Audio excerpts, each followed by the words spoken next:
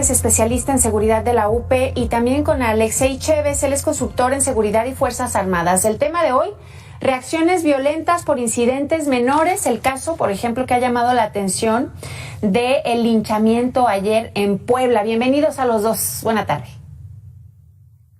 Alejandra, Víctor, muy buenas tardes.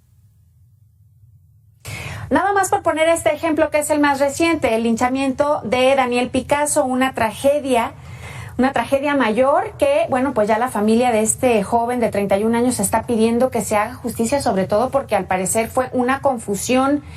Lo que quisiéramos entender como sociedad es por qué siguen ocurriendo estas situaciones, estos linchamientos. Me queda claro que la falta de Estado de Derecho puede ser un detonante. Hugo. Perdón, Víctor. Víctor Hugo, te quiero decir, Víctor Hernández. No te preocupes, Alejandra, muy buenas tardes. Víctor, ¿cómo estás? Gracias a todos los que nos acompañan. Pues mira, en México hay una tensión en torno a dos grandes fenómenos que generan consecuencias sociales indeseables. Por un lado está la impunidad. De acuerdo con la encuesta nacional de victimización, 9 de cada 10 delitos que se cometen en México quedan impunes precisamente porque no se denuncian, y de los que sí se denuncian, más o menos el 50% no acaba en una sentencia. De tal forma que dentro de la ciudadanía hay un sentimiento de querer hacer justicia por propia mano.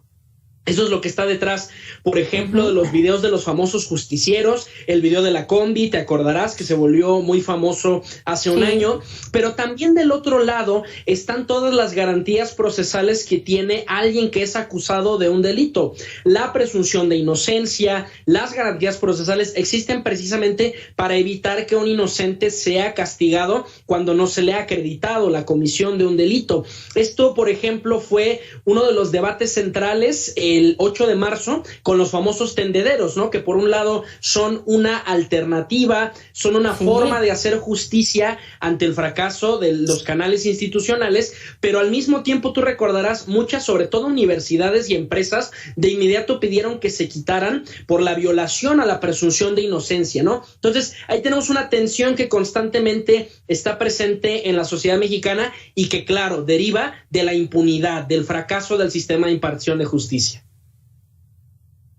Es como ambivalente, Víctor, esto de los tendederos. Por un lado, lo que quiere la sociedad es que se exponga y que sobre todo se castigue. ¿Cuál es tu opinión, Alexei, con respecto a esto? Porque está en la Constitución. Ninguna persona puede hacer justicia por su propia mano. Todos tienen derecho a que se nos administre justicia, si es que eso llega en algún momento, Alexei. Completamente de acuerdo contigo. Suscribo lo que comenta Víctor. En la UDLAP, el índice de impunidad que publica cada año precisamente nos marca estas poblaciones, estos estados con el mayor índice de impunidad. Entonces, hay un problema de impunidad, pero también hay una uso y costumbre, pueblos, de hacerse por su propia mano, independientemente de lo que diga la Constitución, de justicia. Lo vimos en Canoa hace 50 años, lo vimos más recientemente en Atenco, en poblaciones de Chiapas, sucede mucho incluso con los desplazados que los obligan a irse de las comunidades por cuestiones religiosas, y en Oaxaca. Entonces, esto es un problema perenne que tenemos nosotros en México en determinadas comunidades, y hoy nos mueve algo que es verdaderamente terrible, como fueron las imágenes que vimos en relación a este hecho. Y es que se pierde legitimidad cuando el Estado falla en esta tarea de impartir justicia o administrar la justicia. Y por ello, bueno, la gente con mucha frustración, Víctor, ya nos platicabas, bueno, el caso de las combis, de los justicieros. Se me ocurre también que hay otros que, a pesar de que los vemos lejos, ¿no? Los tiroteos en Estados Unidos, que tampoco es que estemos ya tan alejados de esa realidad, pues también tiene que ver con un tema de problemas sociales, económicos, falta de atención emocional, mental, en fin, ¿tú cómo lo ves?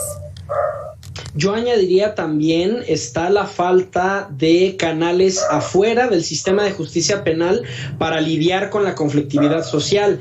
Por eso muchos activistas han pugnado por la implementación, la promoción de mecanismos alternativos de resolución de controversias, ¿no? La famosa justicia cívica, precisamente para empezar a hacer justicia más allá de la lógica de las sentencias y del punitivismo que está ampliamente apoyado por la población mexicana.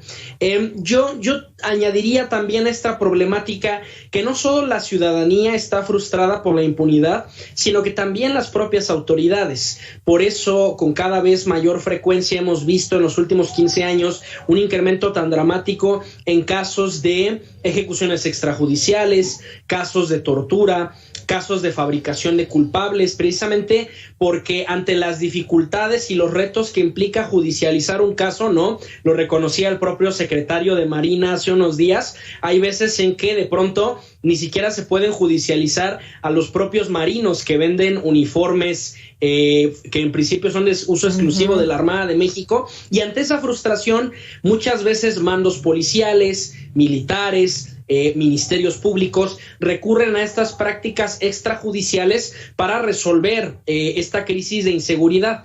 Y eso lo que acaba por hacer es erosionar la legitimidad de la autoridad, porque si entonces la autoridad da levantones y tortura y extorsiona igual que los cárteles de la delincuencia, pues entonces en realidad no son distinguibles de ellos, son un grupo armado peleándose con otro para controlar un territorio. Definitivamente.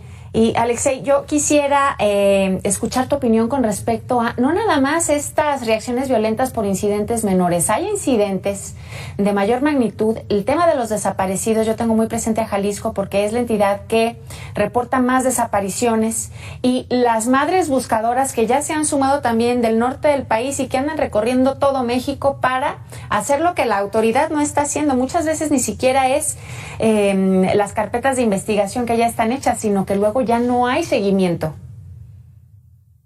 Alejandra, es un tema terrible. Llegamos a los 100,000 desaparecidos, no en esta administración, hay que aclararlo, no es en esta administración, pero ya tenemos 100,000 desaparecidos, exactamente, y no hay una comisión de búsqueda que no les ha apoyado, no ha simpatizado con el dolor de las madres, no ha simpatizado con este número de horror que son 100,000.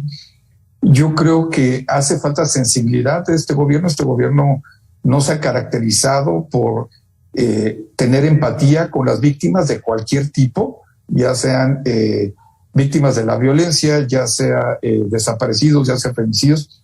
Definitivamente a este gobierno le ha faltado empatía para con las verdaderas víctimas, y desafortunadamente esto también ha hecho un caldo de cultivo para que la gente empiece a tomar la justicia por sus propias manos.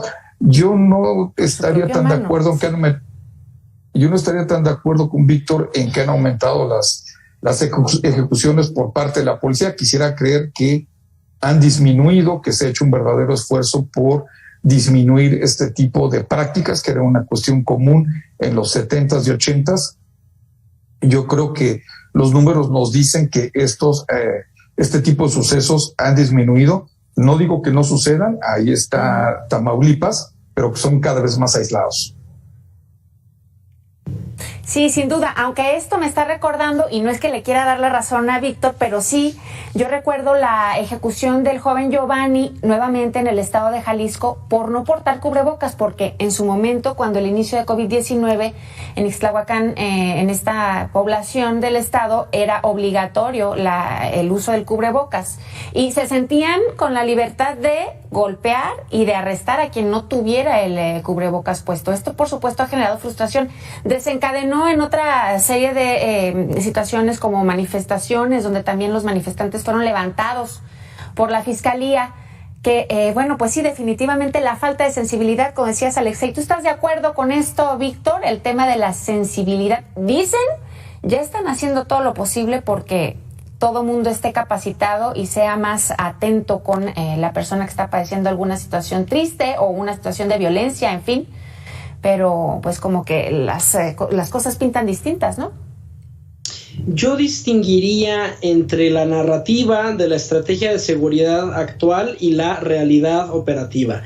En la narrativa, pues este es un sexenio de pacificación, un sexenio de reconciliación, pero en la práctica estamos viviendo exactamente la misma estrategia militarizada de sexenios anteriores, con sus mismas características, ¿no? Sí. Con un énfasis en la detención de capos, los homicidios siguen rondando los 28, 29 homicidios por cada 100,000 habitantes a nivel federal, con focos muy importantes de violencia como lo son Tamaulipas, Michoacán, ahora Guanajuato, ¿no? Y parece que estamos viajando al 2010, 2011, ¿no? Yo me levanto todos los días y veo los mismos titulares que teníamos hace 10 años, ¿no? Se despliegan miles de militares a esta entidad, se despliega la Armada a esta entidad, y me remito a los datos para contestarle a Alexei. De acuerdo con una nota de Latinus, que es información obtenida vía transparencia de la Fiscalía General de la República, se han triplicado las carpetas de investigación en contra de personal militar, ya sea en su propia corporación o los que han sido asignados a Guardia Nacional,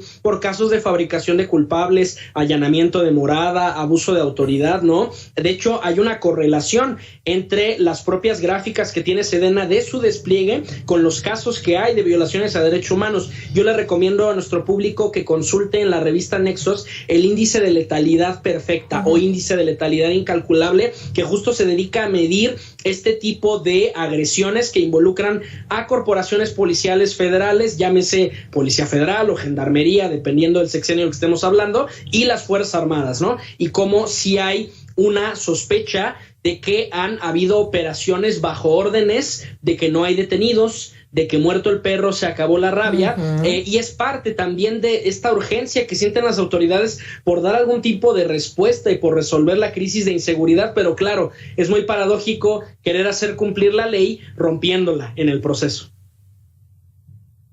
No, y con la narrativa que tienen, Alexei, ¿cuál es tu opinión? ¿Cómo podría empezar la autoridad a abonar a que este tipo de situaciones como la justicia por propia mano vayan disminuyendo o terminando, ¿no? De una buena vez y por todas?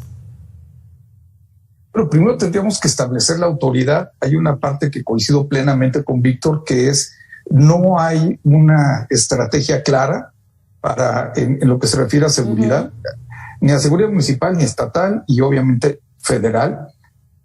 Anteriormente teníamos 38,000 elementos de la Policía Federal y las Fuerzas Armadas metían otros 35,000 aproximadamente en las calles. Hoy tenemos más de 240,000 elementos todos los días en las calles intentando resolver algo que no tiene ni pies ni cabeza. Y no tiene ni pies ni cabeza porque no hay una estrategia para lograrlo. Entonces, ¿cómo lograr que se eviten este tipo de ejecuciones extrajudiciales? Bueno, lo primero, tiene que haber una presencia de la ley. Estaba la ley ahí.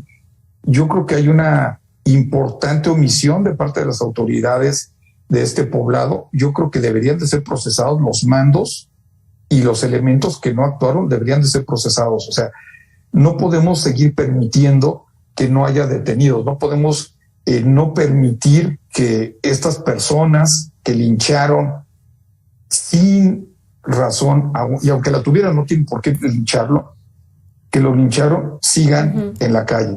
Primero, la primera responsabilidad es con los mandos policíacos y con la policía, porque su deber es proteger y mantener el orden. Y en segundo lugar es iniciar una investigación, procesar a las personas que participaron y meterlas a la cárcel. Sí, sin duda, que la limpieza empiece desde casa, ¿no, Víctor? Sí, ahora yo tengo mis dudas sobre el grado de responsabilidad de los policías. Me recordó este caso de violencia reciente en un estadio de fútbol, que te acordarás, hay un clip en el que ya está la batalla campal y se ve un policía municipal que no hace nada, ¿no? Que como está hablando por teléfono, está reportando un incidente, pero él mismo no se involucra. Y yo, tratando de jugar al abogado del diablo, me pregunto, bueno, ¿y qué querían que hiciera ese elemento, no? De entrada, normalmente en ese tipo de eventos masivos no se te permite portar un arma de fuego, precisamente por el riesgo que hay de que te la quiten y se use en tu contra. Y también hay que entender que en México estamos muy limitados en materia de opciones de uso de la fuerza, ¿no? De entrada, yo no tengo certeza de que en este municipio donde ocurrió el linchamiento haya una unidad antimotines, por ejemplo, y en general los policías en México no tienen el amplio catálogo de opciones de uso de la fuerza que sí hay en Estados Unidos. El gas pimienta, los paralizadores eléctricos, el tolete, el bastón retráctil, ¿no? Normalmente no hay o presupuesto o hay incluso amparos abiertamente contra algunos estados o contra algunos municipios para que no puedan comprar este tipo de equipamiento. Y claro, yo también, no sé qué tanto pudieron haber podido reaccionar los policías municipales en este incidente, ni cómo, ¿no? Porque además, fíjate, el policía y el militar, cuando llega a una situación de esta naturaleza, tiene un dilema.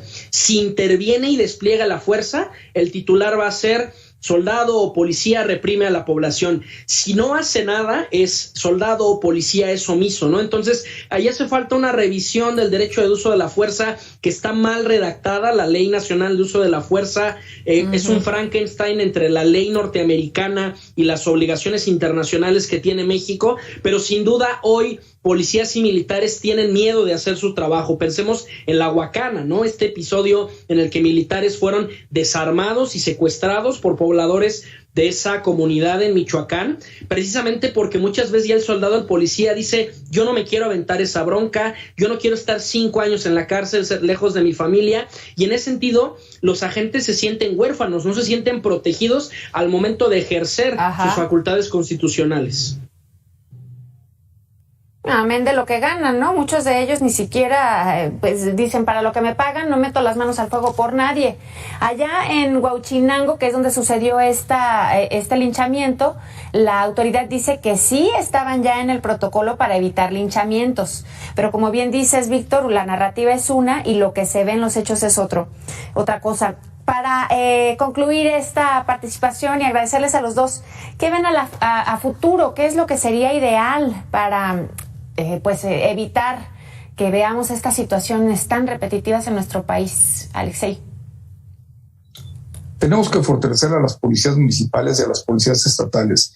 El error de la apuesta en seguridad desde hace 2 sexenios ha sido fortalecer una policía y no apoyar a las policías estatales y a las policías municipales. Tenemos que apoyar la creación de policías fuertes, de policías bien equipadas, bien preparadas a nivel municipal y a nivel estatal, y dejar una policía federal para otro tipo de situaciones. Mientras nosotros no fortalezcamos a las policías locales, simple y sencillamente podemos meter otros 200,000 elementos a la calle y no va a haber resultados. Hasta que no seamos capaces de lograr una policía municipal y estatal fuerte y bien establecida con la sociedad, definitivamente esto va a seguir. Bueno, pues entonces fortalecer, porque no importa cuánta Guardia Nacional haya en la calle, sino la capacitación y el fortalecimiento desde casa. Muchas gracias, Alexei. Víctor. Bueno, yo añadiría el fortalecimiento indispensable de las fiscalías locales, porque de poco sirve entregar detenidos si al final los MPs están rebasados, tienen cientos de carpetas de investigación, se les olvida, no pueden conducirse bien frente al juez porque tienen una mezcolanza mental de tantos casos que están litigando al mismo tiempo, y ahí está el verdadero meollo del asunto, en que haya más recursos, no solo en MPs, sino en policías de investigación, en peritos, ¿no? Porque al final esos son nuestros detectives, ellos son los que consiguen una sentencia condenatoria. Al final ha habido muchas críticas a los jueces, ¿no? El propio secretario de Marina fue muy criticado por decir que tenía el enemigo en el Poder Judicial, pero muchas veces no son los jueces, son los MPs que están rebasados, que no alcanzan a integrar bien una carpeta de investigación, y ahí hace falta una inversión en recursos humanos y materiales importantísima, en lugar de seguir comprando uniformes para disfrazar al ejército de policía, que ese ha sido todo el gasto de la Guardia Nacional. Híjole, sí, qué tristeza, pero bueno, así estamos. Les agradezco a ambos que me hayan acompañado hoy en esta mesa de análisis, y bueno, pues esperemos encontrarnos en otra ocasión. Gracias, Víctor Hernández, especialista en seguridad de la UP, y Alexei Chévez, consultor en seguridad y Fuerzas Armadas. Gracias. Alejandra, muchas gracias. Mi Twitter, @arbitrus1805. Alejandra, Víctor, un gusto. Gracias, buena tarde. Y a usted que me acompañó, Le agradezco muchísimo.